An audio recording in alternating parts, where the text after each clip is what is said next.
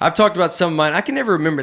So the thing with when you bomb, it's like with hecklers with comedy. People always ask too, like, are you getting heckled? And you don't get heckled as much as people think. I think it got really blown out of proportion.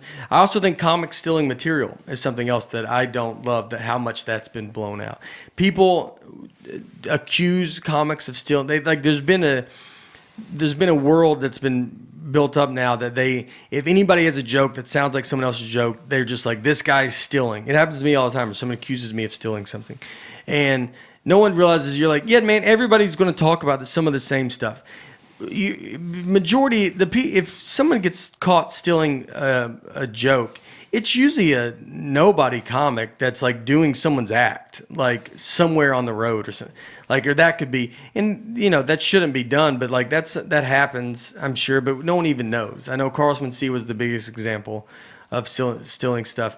But I mean, it got blown out into comics. They're not stealing stuff. I mean, people are going to talk about the same kind of things. And you can tell when you have a joke that's like, sometimes when you're a comic, you come up with a joke, and if it's very funny quick, and then you're like, God, this feels like someone could have talked about this.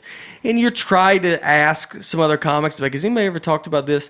And then, but some people are like, no, I don't think so. Then you just do it. And then sometimes that's the joke that ends up, someone's like, well, they did talk about it here or whatever. But I wouldn't, I've had people tell me I've stole jokes. I've had people tell me that someone else has done a joke like mine. But I just think it's like everybody has a lot of, experiences that are the same. So comics are going to end up talking about stuff that's the same. And it's you just hear the different takes on it. It's almost like that's how it should be looked at, is like they're doing the same kind of idea. Which one do you like better? Like, which one is presented, which joke idea is better? I think stealing jokes as a whole is just not, it's just not a thing. Like, it's not a problem. And I want everybody to know that, because there doesn't need to be this search. Like, I feel like people are trying to, especially now, it's like this gotcha. Like, they're trying to catch people stealing stuff. And it's just not I don't think a problem enough in comedy that it needs to warrant like a sheriff. Comics are pretty good on policing that, and and you do that. You come up with a joke. I'll call someone and like be like, have you heard this? And then and that's all you can really do. And then you just do the joke and then see what happens after. Have you ever had anybody steal anything from you, or been accused of stealing? Yeah, I think I've just like doing jokes at open mic. Somebody will be like, so and so did that joke, and I'll be like, oh, maybe I did hear that, and then you just stop doing it. And nobody's ever approached me with malice, like, you stole this from me. It was just, you might have heard me talking about this, small stuff like that. Yeah. But you're right. If I were just looking at YouTube videos, I would think this is a rampant problem. Everybody's sitting in the back of the room with notepads, stealing each other's jokes. I mean, there's a lot of stuff. Like, another thing I get on YouTube, people think I just do the same jokes on everything. But the problem too is like I do on different shows. So, coming up with the new material it's very hard. It's hard to come up with a new act. And then when you're first starting out, until you start getting specials, you are just putting everything kind of out on YouTube, like out just different shows. So a lot of these clips have the same jokes on them, and I'll be doing this jokes forever. So a lot of times like, this guy just does the same joke on everything. And you're like, well, they're different shows, and I don't always think they're going to be put on YouTube. And then I especially don't think about it back then when you're almost just always throwing stuff up on YouTube because you're hoping what's the thing that's going to be like people are going to gravitate towards.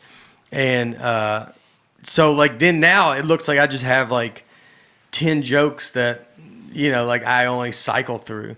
But you're like, no, those were all different shows, and those were the jokes that I was doing at that time. So they're going to be put up. So when you see like a comic when they're younger, a lot of their clips, I mean, they're only going to have so many great, like if something is ever being filmed, especially then, you're only going to have so many jokes that are like good enough to be filmed.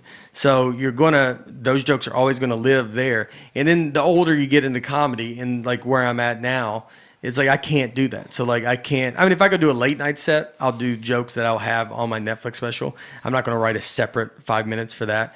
Late night set to me is a showcase of your special. It's somewhere to be like, here's a little 5 minute segment from my special, and then go watch the entire special. You're not going to write just its own separate kind of thing. So besides that, but now you have to be way more careful about what gets put out and what's getting filmed. But if I go, like I had something when I did a Prairie Home Companion, which is the poster behind me. Like when I did that, I had that video out, and that I did super old jokes on that. And then they're like, oh, this is from his Netflix. But you're like, yeah, man, it was like a radio show I did. Like, I'm not going to have, you're not just throwing new stuff out. Yeah. Everything's got to be saved for the special. So the special is the most important thing. So at that point, if I do anything, I'm just grabbing old stuff that I don't care if it gets like wasted. Like I'm not going to put my new, you just can't put your new thing. I got to save that for the hour special. That's in the live shows. Those are the things that are the biggest things, you know. What percentage of people do you think don't even know that you've written this? Think that you're just going out there and winging it? I don't think it's as much anymore. Yeah. I think it was. I definitely don't think people know. They don't understand comedy or like what you do. It's definitely, you know, it's hard for them to see it, to like figure out what you do. I think now there's more, you know, because now people will ask like, is he doing new stuff or is this like, you know, when you see some comments, there's people that are definitely more aware than they ever were. I think, you know, I think for a long time it was that. Like they just think you're up there just like riffing and having a good time. But they don't realize how much you do the same joke. They don't, you know, comedy, it's like, I wish people would like, you know, like people get into music like that. They really like love music and they love the art of music and they like watching new musicians if they never heard of them to see if they're good. And I wish that comedy had that. I mean, there's definitely fans of people that do watch young comics. I mean, I know people that have watched y'all and like that have been in my shows or something and they enjoy watching the process.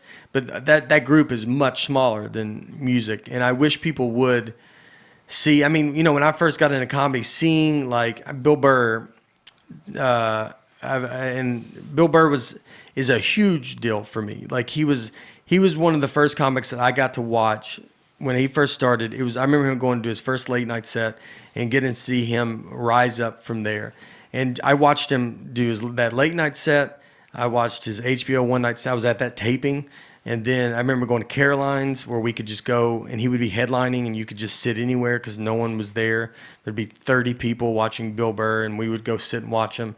And then I remember going to Caroline's where we had to ask, it was sold out and overly packed, and we would just wait in the lobby to see, and then like the manager there would be like, you can come stand in the corner, and you could go stand in the corner and watch him. And then when he went to town hall, and then like, so watching his whole rise to what he is now,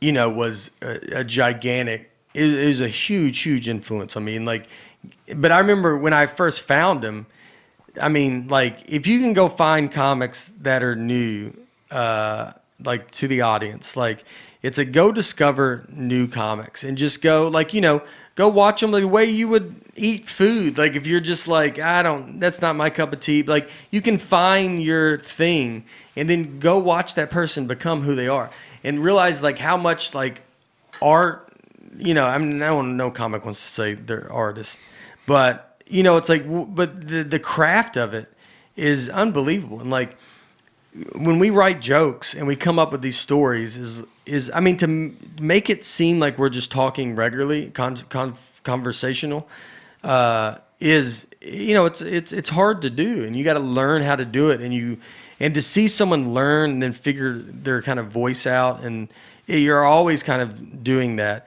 It's just, I mean, I don't know. It's unbelievable. Like, I mean, like, people don't realize, like, a placement of a word can ruin a whole joke, and it can make a joke perfect. It can make a joke not perfect, and that's fun to see. It's fun, you know, and watching people, you know, when I would watch Burr, I remember his HBO one night stand taping. It's his HBO half hour.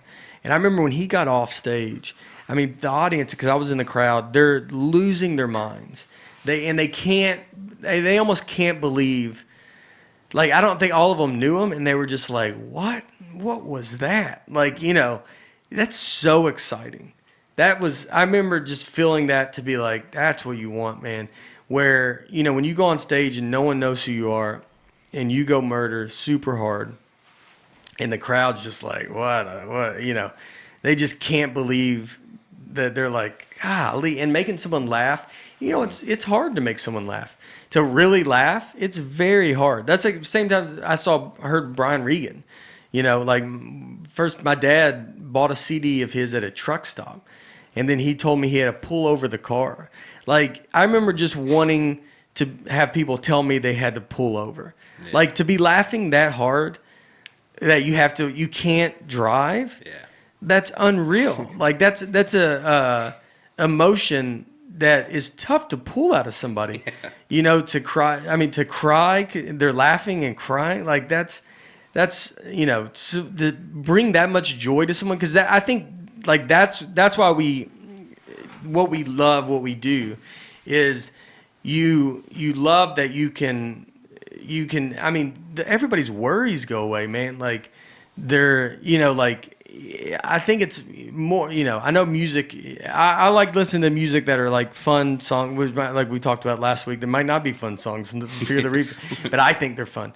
But like with comedy, it's like if you can make people, like, just give them a break of their, like, life is hard, man. Like, and people go through so much stuff, and if you can just give them a break from their not for an hour, for them to not to think. When we did those shows at Zany's, and it was just like a few weeks ago, and with the first nights of COVID, like, you could just feel the crowds were just like, I don't know, man. They've been through so much, and everybody's been through so much. To give them a break is something that, like, and that's what I want this podcast to be, where it's like, it's not just sitting here just talking about the problems. You got to have some kind of release. You got to have somewhere to go where you can, like, just refresh, and then you can go back to everyday life.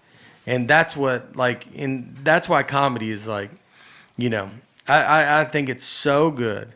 It's so fun to watch. You see young comics, and they come, and to hear their take and their point of view on stuff, and then see them rise. And that's what it was for me with Burr. Like, seeing him, Burr was older than me, but seeing him come up and through that thing, I mean, it changed my life. And, like, how, like, and that was a big aspect of me moving to New York, and why I was so glad to live in New York, is I was able to see that. I was able to see people's rise and see how they did it. And he built it very slow. He's earned it every step of the way, and he's put in the time. And, now he's as big as he's the biggest comic, working. It's pretty special. I don't know. And then to feel yourself be going through that same process. I think I'm better than Bill Burr right now. So I'm on his network, All Things Comedy. I think I'm a little bit bigger than Bill Burr right now, but that's just me. No, yeah. Well, yeah, to see, it's hard to see it when you're in it in yourself. It's hard to take anything. Like, it's hard to think about, starting this podcast. Like, it's like, I don't know what it's going to do, man. It might do nothing. No one might listen to this podcast. I don't know if it's going to be what everybody wants it to be. But I remember, getting to these specials and doing the stand-ups, doing that Full-Time Magic and the stand-ups on Netflix, and then doing the Tennessee Kid, and then hopefully we'll be doing another one. It's like you're starting to build this cycle of where you start doing these stand-up specials. Being known as a stand-up is an accomplishment in my mind. Like, being known that, like, no one, you don't see me, then you're like, what is that? Oh, he does stand-up too? Like, there's none of that. I'm known as a stand-up. And that is something like Sebastian Maniscalco, Gaffigan, Burr, Chappelle, Chris Rock, Seinfeld. And Seinfeld could be known for a million other things. Chris Rock could be known for a million other things. But you know them as stand-ups. And, like, so to be known as that, like, I always loved, like, Jay Leno. Jay Leno's known as a stand-up. And Jay Leno did stand-up the whole time. I love that comics didn't get big and then just move on to something else. They kept doing the thing that got them there, and they love it. And those guys are true comics. They're the ones that kept doing it. Letterman like stopped doing it. Like he, I don't know how much he was doing it to begin. I don't think he was like in it like crazy. I get Steve Martin stopping though. Like I understand he got so big that it was above what it can be. Like there was nowhere to go. He was doing stadiums, so he got so gigantic. I mean, he almost had like that guy. I get like stopping, or even Eddie Murphy. Eddie, like, I was gonna say. Yeah, Eddie Murphy. They got so big that where can you go? You can't really go you can only go down. So if you get to that level of things where it was just the excitement for those people, like and them coming, I don't think you can produce enough to keep up.